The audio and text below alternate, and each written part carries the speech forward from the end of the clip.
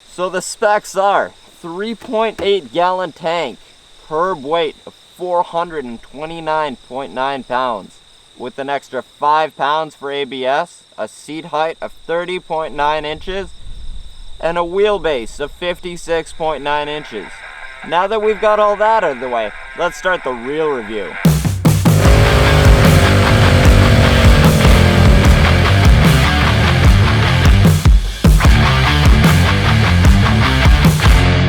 So this is the SV650. It has a V-twin engine, a trellis frame, and red rims. It produces 47.2 foot-pounds of torque and 75 horsepower. Let's go for a ride.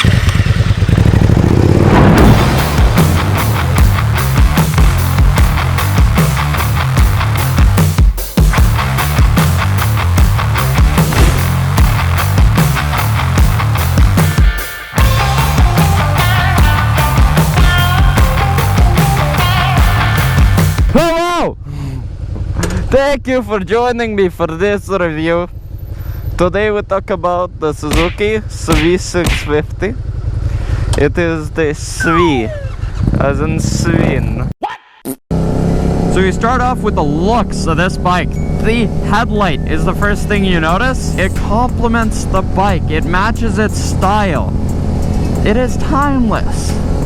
But with all the new fancy LED lights that are out today, it kind of makes me wish Suzuki went with a newer, more alien style. The body of the bike, the black on a red trellis frame, looks amazing. With red rims, it does scream Ducati.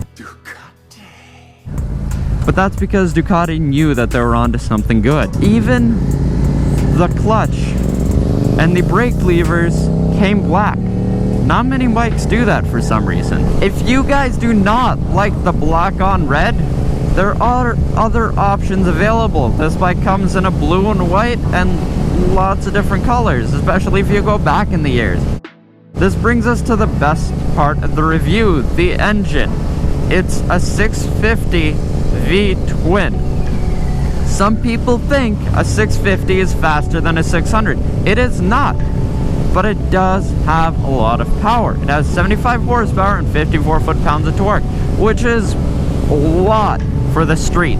And with how light this bike is, it is very, very quick. You can start on a bike like this. I'm not saying you should, but it is very refined. They made the bike very, very nice. So it's very smooth, it's not super aggressive, and it's possible to start on. Suzuki really thought about new people starting on this bike, and they made it possible. So it's a good starter if you have a little bit of experience. It's an amazing stepping stone if you're going up from a bike. What makes this a really good beginner bike is the smooth clutch and the low RPM assist. So as you're taking off, if you've never taken off on this bike, if you are smooth on the clutch, it will give it gas to help you accelerate. It also has the new starter switch, which turns on in one click. You don't need to press and hold it to get the bike started. The throttle is very smooth. It's not super jumpy, so if you're just getting into it, it's perfectly fine. It does have enough power for those experienced riders. It can wheelie without a problem. If you're looking at the naked 600 class, you don't have very many bikes to compare. You have the Z650 by Kawasaki, you have the Suzuki SV650, and the FZ07 by Yamaha. There aren't that many that you can look at. You can go a little bit higher and go for the Duke 690 or other bikes. We've tried out the Z650, the SV650, and the FZ07, and they're all very similar bikes. Unfortunately, the Z650 does lack a little bit of power. You feel that distinct loss in power after its peak. The FZ07 is very nice. It is almost identical to this bike when racing it. It has a ton of power, but the FZ07 does have one small distinction. It has a lot more torque. So it does go up a little easier. It's a bit more jittery, it's a bit more aggressive. So it might not be the easiest bike to start on. This one's gonna be a little bit easier. It's a lot smoother. but you can still, if you give it enough of a twist, it still has all that torque to show for it. It's just more balanced. It's through the entire curve. If you guys want to see an FZ07 and this SV650 race, comment below and we'll try to make one for you. Next we have the ergonomics of the bike. You get a nice narrow handlebar and a comfortable upright position with a very well-shaped seat that may not be the best for long rides. Although it is lower than most of the bikes that it compares to, which means they did think about the shorter riders starting out on this bike, which is nice of Suzuki to do. The bike also has very nice foot pegs. They're sporty, they provide a lot of grip the way they're designed. It's a metal, sort of like a cheese grater. They don't produce any vibrations, but if you stand up on the bike, you know you're safe. You're not going anywhere. You can't just flip off. The engine sounds amazing.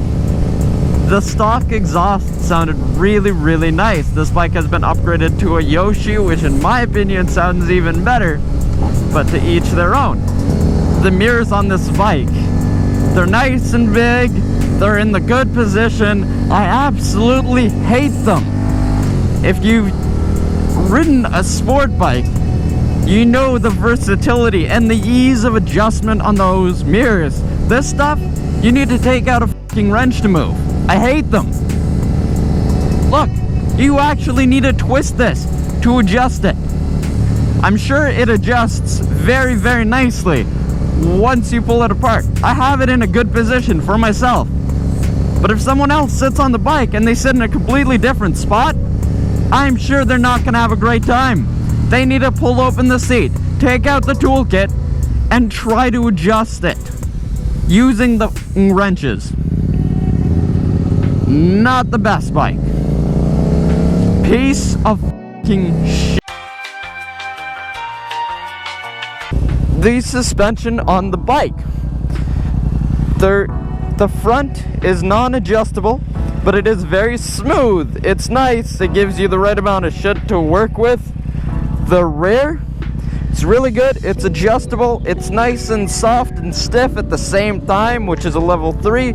You can adjust it anywhere from a 1 to 5. Maybe a little bit too soft for track use. You can try to stiffen up the rear. The front is not adjustable, but it is wonderful for street use. It works really well to absorb the bumps. It doesn't hit you as hard. The suspension is really nice. It's a sport touring feel to it. So it is soft enough to enjoy on the street going over a regular road, but you still do feel the bumps. It's just it won't be as bad as a sport suspension that gives you concussions when you go over a regular street with a couple cracks in it.